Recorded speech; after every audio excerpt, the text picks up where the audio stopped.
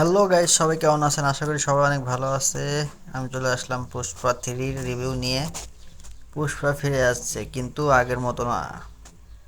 এবার তার চোখে আগুন, বুকে প্রতিশোধ, আর হাতে দাঁড়িয়ে আছে পুরো জঙ্গলের দুনিয়া। টিজারের শুরুতেই দেখা যায় একটা অন্ধকার বন, আর সেই অন্ধকারের মাঝেই দাঁড়িয়ে আছে পুষ্পারাজ, মানে আল্লু অর্জুন। চোখে তার সেই একই রাগ, কিন্তু এবার রাগের পিছনে আছে অন্যরকম একটা ঝড়। পাশে গর্ভবতী তার স্ত্রী, যাকে সে আগলে রাখছে বুকের ভেতরে। মানে এবার খেলাটা শুরু সিন্ডিকেট, মানে শুধু সিন্ডিকেট বা লাল চন্দন নয়।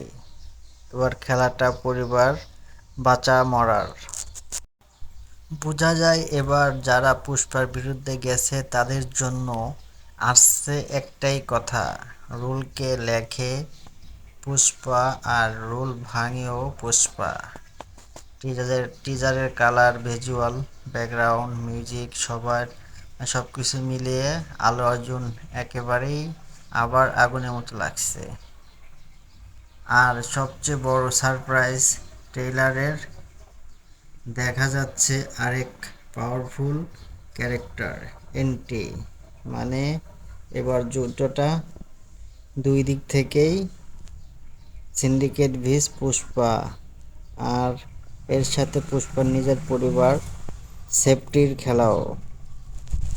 সুকুমার আবারও যেভাবে গ্রিটি টোনটা বানিয়েছে, এটা ক্লিয়ার পুষ্পা থ্রি মানে হবে দ্য আনলিমিটেড রামপেজ। মানে বুঝতেই পারতেছেন পুষ্পা থ্রি কেমন হবে। টিজার দেখে যে অবস্থা আমার, আর কি বলবো আপনাদের। আপনারা না দেখলে বুঝতে পারবেন, টিজারটা দেখেন, টিজারটা দেখলেই বুঝতে পারবেন যে পুষ্পা থ্রি কেমন হবে। আমার কাছে অনেক ভালো লাগছে, কিন্তু আগের থেকে আরও বেশি সুন্দর লাগবে মুভিটা। কারণ একটা হিরো যখন ভিলেন চরিত্রে অভিনয় করে তখন মুভিটা আরও জোস হয়, মানে আরও সুন্দর হয়। এই জন্যই বলতেছি যে মুভিটা আরও সুন্দর হবে। আর সেখানে আপনার ভাইরাল নায়ক, তাকে ভিলেন হিসেবে ধরা হয়েছে, তাহলে বুঝতেই পারছেন মুভিটা কেমন হবে। এজন্যই বলছি টিজারটা দেখেন, টিজারটা দেখলেই বুঝতে পারবেন যে মুভিটা কেমন হবে। আর আল্লু আর্জুনের লুক তো পুরাই চেঞ্জ, আগের থেকে আরও বেটার লাগতেছে তাকে। আল্লু আর্জুনের টিজারটা দেখেন, তাহলে বুঝতে পারবেন। আর হিরোইনের কথা তো বাদই দিলাম, যে সবারই ক্রাশ।